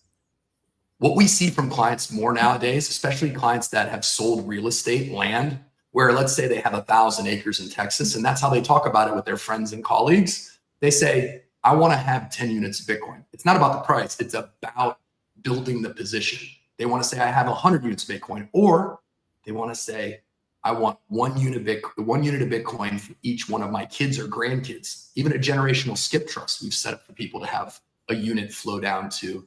And so, yeah, we don't suggest that. And when it comes down to paying with crypto, we think things like stable coins, and that's why there's so much regulation and talk about stable coins, is because our government understands that, and it's actually going to be an easy way for them to tax when stable coins are used. Okay, can you explain that? Yes. Okay. Stable coins, it's very simple. If you have, we'll go back to Bitcoin. Bitcoin moves in value. 1 unit of Bitcoin is about $82,000 today, okay? A stable coin is simply a cryptocurrency also on the blockchain, but it trades at $1. It doesn't move. It stays 1-to-1, just like the US dollar. So what you could do is, if you sell a little bit of your Bitcoin, okay, let's say you sell 1%, you generate $820, it can go into a stable coin. This allows you to avoid using your bank. So Instead, you can make payments directly to your neighbor, just like Zelle. You could just stable coin payment to somebody out of your cryptocurrencies. You're self-banking yourself. Zelle is a product of the banks, right? It's a major, this thing is growing at an astronomical rate, the amount of Zelling that's going on, and Venmo, but these are controlled by intermediate, like very big parties behind the background. Bitcoin is not controlled. Pure Bitcoin is under our control. And so you can sell some of your Bitcoin, put it into a stable coin, and then use that as payment. The Bitcoin network has not gone down. It has not been hacked. There's been nothing. It's an immutable ledger. It is perfect. That's really interesting. So like I said, I'm like a 5-year-old in this because I really have kind of avoided the whole subject because it's just not something that I've gotten into. Not necessarily that's a bad thing. So anything, no, not at all. Education is the key new today, right? You don't have to be a believer by the end of this pod that we're on now, but at least you'll know more. And that's well, and I think that's the way a lot of people are, that they look at it. And, for me, I like tangibles, and by say tangibles, I don't even I hate money. I really do hate money, because it's for me, it's a lot of people get real stupid in the money when the money comes around. But, we all have to have money to live on and survive and retire on. So it's part of our lives and things that we do need to address as responsible adults. So what's that? What about gold? Gold. Yeah, that's another thing that I'm interested in that I think is really interesting. But once again, if we were ever to face a crisis and there was a shutdown, what's the gold going to buy you at that point in time? So I mean, there's so many ways to look at this to plan for our future and such. But I like things I can touch. Yeah. So with gold, the problem is if you have a full gold bar, are you going to be able to melt it? You're going to shake it off? How are you going to trade somebody for meat or what it is? We actually see quite a bit of doomsday preppers open accounts with us to help, for access. If things go down, all we need is electricity to get them their Bitcoin. That's all we need, right? And so even Bitcoin can be sent by Morse code, which is actually really crazy. It would take a while to do it, but that's the backing of the system. And so for many people, they have one investment case for Bitcoin. It is a better digital gold because of its fixed supply. See, because gold had such a run up at the end of last year, the last 6 months, the miners are mining more gold to feed that bigger margin. It inflates 3 to 4% a year, maybe even a little bit higher the past 6 months because the price is so high. Bitcoin cannot be inflated. So really, it's just we like to say, look, it's a diversifier for you, right? And I think that's smart. Bitcoin, balance it out. That's a really smart way to approach it. Is that there's never a good idea to put all of your eggs in one basket and to look at. So if I were to come to you as an investor and you were to sell me on what we should do right now as a first time investor in any cryptos, because I've never invested in crypto. So what would you say to me to, give me some good counsel, or how do you approach meeting with someone to find out what their goals are and how, what's realistic and what's not? Right. So the number one thing is a little bit of education on Bitcoin. Again, the number one attribute is its fixed supply, 21 million units. Anything anybody takes away from today, 21 million units, that is all there will ever be. Make sure they understand that. And then understand that when you start a cryptocurrency or a digital asset portfolio, that Bitcoin should really be the cornerstone. It is so different than the rest of the other cryptocurrency, crypto tokens that are out there. And it's worth maybe explaining that like I would to someone I just meet at a restaurant. Okay? So I would like to know that, because, when all of these other, all these other cryptos started popping up, I'm like, this is like a free for all. What, that was what it looked like from somebody on the outside. Big distraction. It was a distraction. And I'm like, how is this? What are the safeguards, number one? And it's so convoluted right now that I kind of like, that's honestly why I kind of push the whole issue off to the side, because and I assume that it was done that way by design to take away from something that was honestly legitimate. So what's the difference? Can you explain that to us? Yes. So again, Bitcoin, the fixed supply, 21 million units, the creator removed, and it's rare. And it has the immutable longest standing track record in blockchain. And it's the largest market cap, over half, over 50% of all the other cryptos combined. Now, what are the other ones that are out there? What is the distracting stuff? The other end of the spectrum, the things to avoid. The Hawk Tuah girl was kind of infamous again because somebody got with her and said, let's create a meme token of your fame and what you are. And that didn't go well because there's really no value behind that name, that image, that thing trading, besides pure speculation. Now, why it's a cryptocurrency is because it operates on the blockchain. Okay, it could either be Ethereum based or it could be Solana based. There's different like virtual computers out there. That's the other attribute of the blockchain. That's getting pretty deep, and maybe we'll touch on that at the end. But basically something like a meme coin, which is just an image of something that people are rallying behind for the time being, can be out there and have some kind of dollar intrinsic value where they're hoping for people to either put new dollars into the crypto system to buy that meme coin, or they're hoping that they sell maybe Bitcoin, sell Ethereum to buy that meme coin. The other issue is that the amount of meme coins associated with that one meme could possibly change. It could be 1 billion coins. It could be 2 billion. It could be 10 billion. I saw that when it was started up too. And that was another reason why I'm like, this is a free for all. Exactly. And there was no controls on it.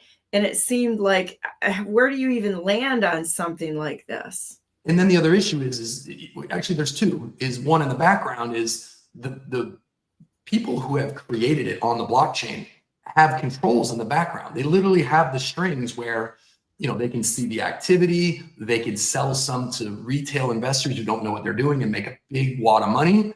And then they're also telling her to go out there and talk about it, to basically chum the waters to drive the value while they sell into the retail and eventually drive it down to nothing, 99%. So that's a big part of our job, is explaining to clients like, hey, you want this to last and grow. Don't be distracted because you see a meme coin come out and within 2 weeks, it did 1,000x what Bitcoin's taken to do, over the course of 6 years, 7 years, right? Like there's a huge difference there. And people sometimes want to play catch up. Like, let me invest in something that's going to go up faster. And that's just the wrong approach. So Bitcoin has a great return. It has higher volatility than the stock market, but you have to understand it comes down a little bit in order to go way up. It's part of it, but it's also not meant to be 100% of your portfolio. The right amount is the right way. Let's protect the investment. Let's let it grow the right way. Let's not take these other wild shots. That's the education where we start with people if I was to meet right there at lunch. There you go. I love that. I'm sitting here reading some of the comments here and trying to figure out which ones are pertinent to ask you right now, because I think there's a lot of confusion out there on what people have seen. Here was one the exact words were, explaining the money changing hands on the street with people sans tech, not explaining it. I'm not quite sure what the question is there, but people are still kind of confused on it. So money changing hands on the street, like Bitcoin, maybe moving from one person to another. Maybe it's what they're at, but I'll explain that too. So on a phone, the interface that holds Bitcoin, it's just like a regular app. You could use Coinbase, Gemini, There's things like called Trust Wallet. They're holders, they're devices and software that holds Bitcoin. And in the functionality, there is a receive or send button. And so if you want to receive Bitcoin, you hit receive, it'll show your wallet address, or it'll show a QR code. You show the QR code to the other person, it scans it, and then the other person can pick if they're going to send you $100. And then it can work in reverse that way. And then you have your whole ledger there. Some of these wallets have an interface where they allow a bank to be connected to import dollars, right, into the system in order to get your first Bitcoin. And so that's a lot of what we see too, is new entrants to the market. There's still a lot of people that have yet to invest in Bitcoin and that are looking to, and you usually, it always starts, not usually, it always starts with a conversion of US dollars. The dollar's devaluing, as we said earlier, so Bitcoin is that hedge. And that's maybe just their alone investment case, not even the case for a form of digital gold or replacement for real estate, purely a dollar replacement. And so if that's what they're talking about on the street, you could do it at any time. If the banks go down, if Venmo goes down, if Zelle goes down, if you have Bitcoin and even stable coins on your phone, and you meet somebody on the street, you can transact that way. Well, like for me, I'm really very positively inclined towards having lots of choices, having people have lots of choices out there so that they determine what their future is. And, I'm not really, the regulation that's gotten in the way of people living their lives and doing what they want to do. Like I don't understand why, honestly, I don't understand why it needed to be regulated for you to get us, become an advisor. It did. I chose that to allow back then our clients to just have comfort that there's somebody watching us to make sure that we don't run away with the coins. See, Sam, I love that. Now I love that because you chose to do it as a protection of your clients instead of it being something that was heavy-handed in regulation. And I think that's the fantastic way to go. That's right. And look, it's worth addressing Sam Bankman-Fried and FTX. Seriously. Us, it was extremely simple. They made a request to us to move our business and have our Bitcoin custodied by them. And we have a very simple due diligence questionnaire. And one of them goes, do you guys have an office and a license in the United States? Oh, we operate out of the Bahamas. Why do you need to operate out of the Bahamas? Like, you're obviously not doing something right. Be here, be in the United States. If you're going to try to really take care of people like we did, we have an office in Newport Beach, California. We have an office right here in Palm Beach, Florida. We are here. We welcome the regulators to say, hey, come if you want to see what we got going on. And they've come into the office. They want to make sure we're taking care of our investors. And that's going to allow the industry to flourish. They simply didn't do that. Instead, buying politicians, flying Tom Brady over, making everybody think that they're the greatest thing since sliced bread. Meanwhile, they're taking people's coins in the background and just on the website showing them that they have it. It was a disaster, but it was a very obvious one. Well, it would be for you, but for the rest of us, I think we had to have it come out and say, that's true. What the living hell is going on here? This is so wrong. And then the ties to our elections and politicians was the egregious problem there. There's a few really good questions that are coming out here, and I'm trying to process all of this. Since transactions are public and auditable, how do you protect your privacy so you're not opening all your finances up to the public? Yep. So it's an alphanumeric wallet address, so your name doesn't go with it. And so you can create as many wallets as you want. If you have just one wallet and you have 10 units of Bitcoin on it, and you have your $820,000 on there, and you send it to another wallet, it's not, your name's not on it. You've never signed up, did KYC, AML. Bitcoin is anonymous. Your wallet address, what's worth explaining this on like a 5-year-old to a 5-year-old, is think of it like where you live. It's your mailbox. Think of your address. You live at 111 Hopalong Lane, and then your zip code. All that strung together without spaces is where your Bitcoin is stored. And you can create another house next door. You can create a house anywhere else with a different alphanumeric code.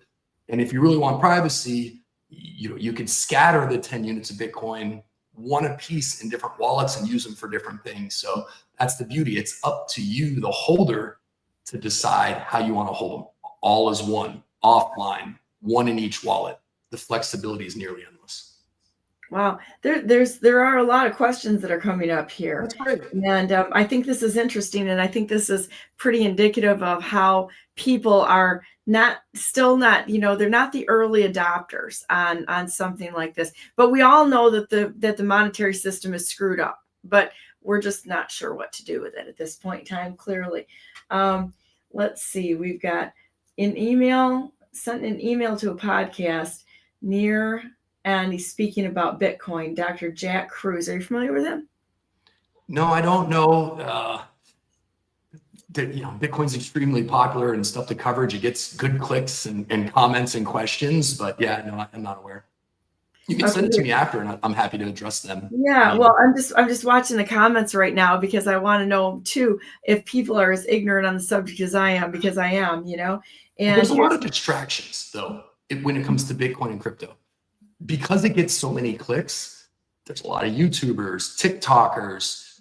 Their intention is to maybe act like they're not giving you advice, but they're just trying to get your eyeballs so that they can get paid on the back end. And you got to understand, like your show, question everything. Why is this person who maybe doesn't look like a professional promoting this meme coiner altcoin? You got to understand, a lot of it's just for the eyeballs and the clicks and the revenue that they make to get their plaque on the wall to show how many viewers and followers they have from YouTube. And it's not for your benefit; it's for their benefit. And oftentimes they're getting paid in that meme coin or cryptocurrency in the back end to do that promotion, and they're looking for the price to go up themselves so they can sell it. It's very dangerous. Yeah, that's another thing. What I've heard about another one, I think it's EFT. Do you have an opinion on that? On which one? ETH or which one? EFT. I think there's an EFT. I can look it up. The ETFs for Bitcoin? I don't know. There's traded on the stock market now.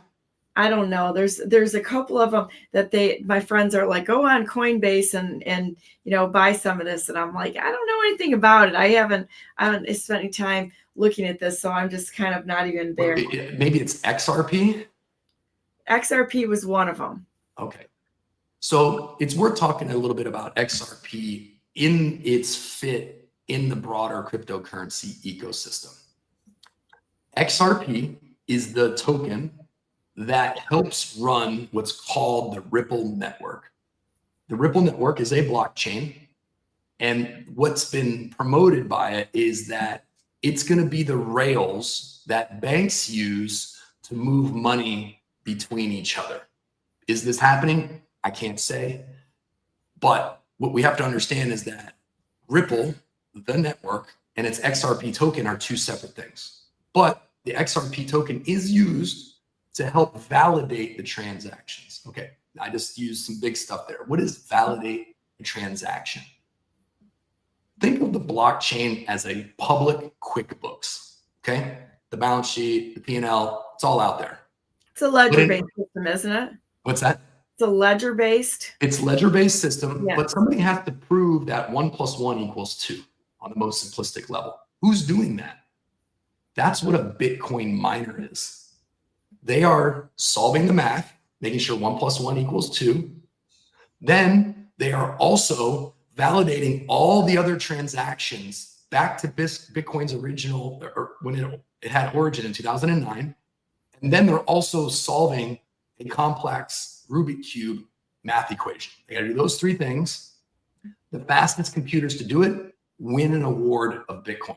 And that's the premise behind really blockchain and the tokens behind it is, are they being mined, right? Is someone validating the transactions? And so what can happen is the 1 + 1 = 2. And if we take this over to XRP, in the 1 + 1, that's just one bank, Citibank, moving it to Wells Fargo. Okay. We see it debit the one, credit the other, net zero. Nothing went up or down in value, but the one lost one, the other one added one, and there it goes. But the beauty of blockchain, what people have really stressed on it is it's verified independently by non-bank, non-government people. And that's what Bitcoin miners are. And XRP is kind of a version of this, but trying to do more partnerships with the banking system. And so there are different cryptocurrency tokens and projects that are out there that strive to have an individual specific use case. But what's different is there's all those, and then Bitcoin's the other one all by itself. Creator removed, 21 million, digital asset, digital real estate, scarce, right? And so we always separate those when we look at the rest of the stack, but maybe they were asking about XRP. We do get a lot of questions about XRP. I think that there's so many that have been thrown around over the years, and I have friends that have invested in lots of different cryptos, and they watch them like hawks, and I'm like, okay, let's I probably should spend some time studying this a little bit. For stable coins, you're either trusting that a company backing it has enough cash on hand to fully cash out, which even banks don't have, or you're hoping for government backing of it, which is basically the CBDC with extra steps. Can you speak to this? Yep. Can you answer that? A lot of different stable coins out there. They go by different names. Okay. We have Tether, which is like the original one. It's the largest market cap one. There's USDC. There's GUSD. And I know these acronyms all stand for something else, right? But a US digital currency, right? And then you got GUSD, which is the Gemini US dollar. They are a bit different in the back end and how they're reportedly backed. Okay. Like for Gemini, the GUSD, they run that stable coin, they back it 1-to-1. It's supposed to be all there with dollars. And so they've been around in business, no impairment. Their coin has worked for years and it continues to work. Tether in the beginning was a bit opaque about what they had backing their coin, but we've seen lately that they've become the biggest buyer of US, like probably the biggest buyer, like if not one of the largest buyers, replacing China of US treasuries. And our government really likes that. There's a buyer out there for something that a lot of people don't want. And so each one of them has different mechanisms. So you would need to look under the hood and see what they have and what they're reporting to have in the back end, and whatever fits for you in your belief. Okay. I think there's so many comments here. I don't even know where to start. What is the key code and can it be stolen? Yes, it's the private key that people talk about. Okay, so when you have a wallet address, that's, you know, like your house number, 111 Hopalong Lane, and the zip code, that's your alphanumeric code. Okay, that's the public address that anyone can send Bitcoin to. There's also a private address where Bitcoin can be sent out of that only you know on your device. And so that one's not given out. It only is the one-time use out of your wallet. And so if you say on your phone, right, you have Bitcoin on your phone and you have a very simple, like, thumb pin swipe code on it, or like a 4 digits, 1111, somebody could get in there. They don't really even need to know your private keys. They're just going to get in the wallet and they can send Bitcoin away. If you post your seed phrase, what's the seed phrase? It's a complex series of words that allows you to get to your wallets and your private key. Somebody could then access your coins. The thing with Bitcoin is that the actual blockchain has not been hacked. Its private keys have not been taken. The things that people have seen or have heard in Bitcoin and like the hacks is the actual company, like FTX. They didn't hack Bitcoin. They didn't mess with private keys. They just told clients that they had their 10 units of Bitcoin, and in the back end, they moved them out. They were just falsely reporting. They were falsely showing the user interface on the website. That's the difference. That whole FTX thing was really, really shocking. I mean, we've talked about that quite a bit here. And I think it was so shocking to everyone that this type of bad behavior has been driving our politics for years. Did you enjoy your night that we were at Mar-a-Lago? I did. The guy that opened up and sang the national anthem was unbelievable. Oh, unbelievable. I reported that. I mean, I was got like tingles on my spine, and it was really incredible. And the gentleman that I was with actually gave me a dare, and it almost worked. He said, you know what you should do is go to the team and offer up to donate $1,000 in Bitcoin, and then offer to process that for anybody else who wants to donate their Bitcoin, for anybody in the crowd. So I, like 2/3 of the way through the auction, I got up, I went to the guys that were administrating and running it. They didn't really understand what Bitcoin was. I gave them a quick education on it, told them what I would do. And then we met the MC who was running the auction, and he looked at me like deer in headlights. So hopefully I get to go back and educate him. It didn't get done.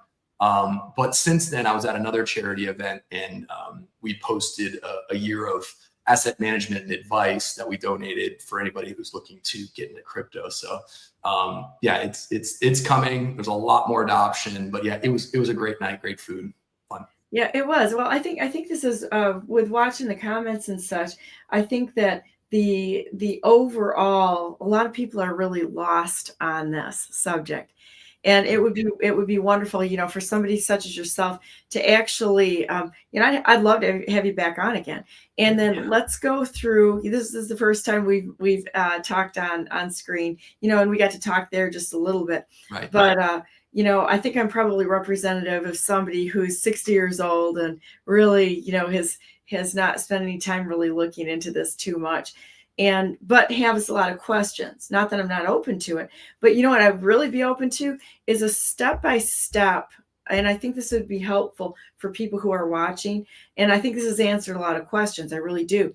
But a step-by-step tutorial on the basics of crypto. You know, you have a lot of nerds out there, you know, and I'm kind of a nerd, but I'm not a crypto nerd. Okay. And so that would love to have somebody explain it, because there has been so much misleading and distraction, to your point, and then the FTX stuff going on, that to get some really good advice, it would be a shame if people missed something that could be really helpful. And I would love to have something that was, you know, a step-by-step that has that aha moment. Oh, I get it, you know, and oh, that answers that question. And so is there a place that we can go for those base level knowledge, so that, you know, because clearly you have gone out to be a trusted advisor. So is there a way that people can, you know, honestly see the truth as opposed to the propaganda that's out there? The first things you put in Google or YouTube is probably going to be propaganda and distractions that are out there. Yes. I'll give the email to the company. We have a very simple education deck. It explains really what Bitcoin is, what we feel is important for investors to know, and then a little bit on how to invest for the first time. Okay, I've got a tool. Yeah, our email is HQ, like headquarters, at DAIM, that's Delta Alpha Indigo Mary .io, HQ at DAIM.io, and we'll .io, right? Yeah, internet operation, and we'll send you this little education deck. Something else that you could do is be very specific in your keyword search. You could do something like how to buy Bitcoin for the first time on Gemini, right? Gemini is our custodial partner. They are like a regulatory first holder of Bitcoin. We like them. There's also things like Coinbase, but Coinbase gets a bit distracting to us because they really promote all those other coins that are out there, and it might lead you down the wrong hole. If you're going to do anything on the back of this, watching this video, you will hear a lot of people say, do your research, do your research, do your research. You're going to learn. If you can spare $10, which shouldn't break anybody's bank, maybe even 100, go through the exercise, something like Gemini, and maybe, you know, buy $10 worth of Bitcoin. You can do that. You could buy a smaller amount than 82,000. When you start to hold something, it emotionally gets inside of you, and you start to watch and learn. It was like you're saying, you see some of the people that have told you what to buy, they're constantly looking at where the prices are and what's going on. Cryptocurrency, digital assets have become the most exciting portion of people's portfolio. I know people that have 95% in stock, millions of dollars. They have a little portion in crypto with us, and they want to know everything. They want to be ready for the weekend. They want to have fun talking about it with their friends at dinner. It becomes very interesting. It is the future. It's decentralized. And so, yeah, happy to help. There's a way to YouTube. Again, just simply search, you know, how to buy a little bit for the first time and go to a reputable exchange. Like I said, go to Gemini. Careful, because there's Binance, there's overseas, Bybit, there's all kinds of other exchanges trying to get your money, but they're not doing it the right way. They're not reputable. Yeah, they could be around for a while, but start off the reputable way. And then if anybody is, you know, a larger account and needs assistance, you know, we're happy to work with you on a one-to-one level, you know, and set it up in strategic accounts like a trust, corporate, you know, talk to you about it. That sounds like a great way to do it. You know, I would love to do it. I'd like to play it as a game. You know, play it as a game and just get a little bit. So Gamify everything. Yes, that's right. So you would go to Gemini. What do you think of Coinbase? Because that name comes up a lot. Well, Coinbase is just like Gemini. Just on their user interface to us, for somebody for the first time, it can seem really simple to connect your bank account. Their default fees are a bit high into where it is. And then also you get a big menu of altcoins outside of Bitcoin. You know, this is not investment advice kind of thing, but you know, we're here talking. I want to see people do this the right way. You could research this endlessly and the price is going to go up and you've never owned any and you're doing more of a detriment to your portfolio than getting started. So Gemini would be one that you feel comfortable saying. Yes, they're our business partner in it. I do feel comfortable saying, hey, check out Gemini. And they're not spraying the street with distractions, trying to get your clicks. They're trying to do a straightforward business in the crypto space for the long term. Okay, that's interesting. Well, and I think that this is one of those things, topics that we've gotten on, is how abysmal the education process has been for planning for the future for any type of money management, or it's that intelligence test that's always out there. They'll give kids like 5 candies on a table, and then they say if you wait for X amount and you're really planning for the future, is what it is. It's an investment in your time, that you'll get half a pound or something like that. The smart kids leave the candy and plan for the future.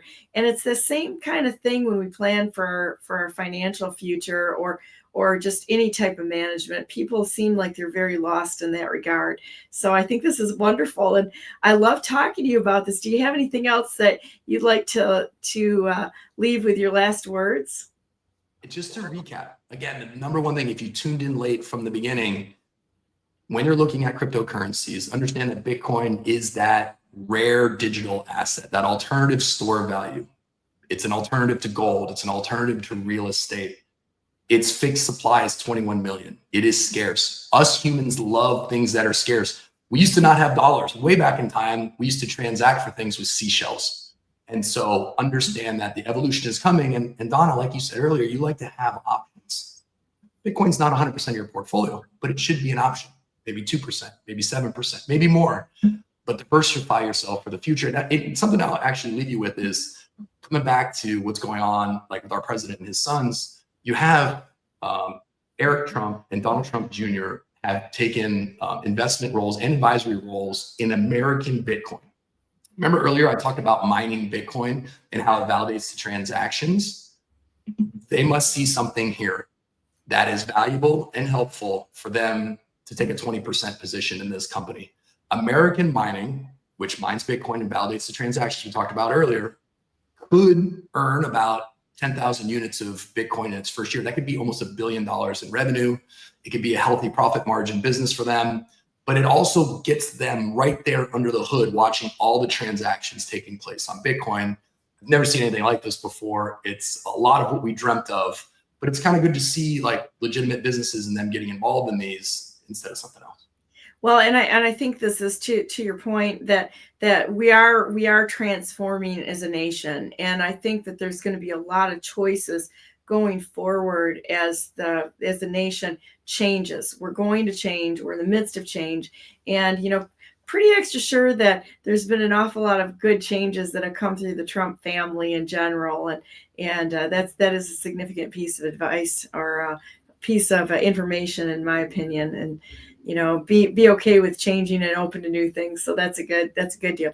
Well, I usually end with a prayer, and then we'll go about our day. So would you like to pray, or would you like me to pray? Go for it, but I'll be here with you. Okay, that sounds great. Dear Heavenly Father, thank you so very, very much for all the wonderful people that are out there and that are working to make this nation into a better place to be. Now, it wasn't our fault that everything got handed to us this way. We're kind of in it together, but we want to work together in order to create a bright future. And we're thankful for all of the changes that you've put in front of us. And sometimes they're a little uncomfortable, but that's okay. We know that you're in charge of things.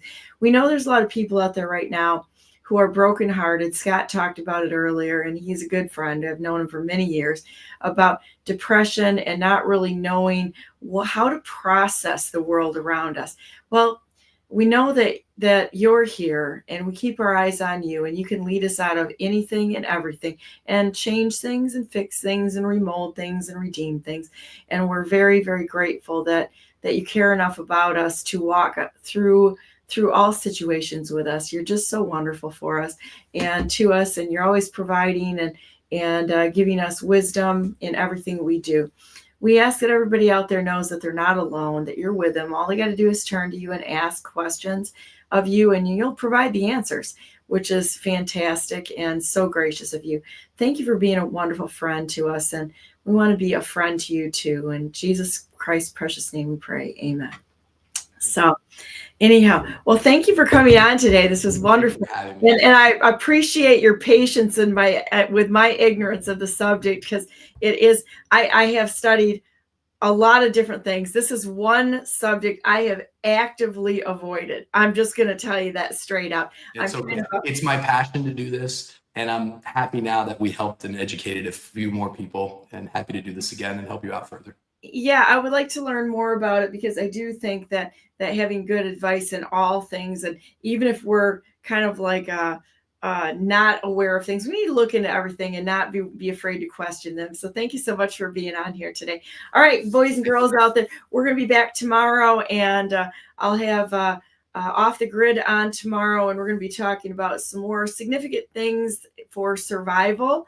And also, Dr. David's going to be back on it with us tomorrow, and he is feeling a little bit better. So that's wonderful news. So have a great day today. And remember, you're not alone. There's a lot of us out there who are fighting for a bright future for each one of us, for our families, as we stand together and without compromise. So with that said, God bless you all. God bless all those whom you love, and God bless America. Have a great day. Make it so. Stay in the line a minute, Bryan, and we'll just talk after the good conversations happen. We'll be offline.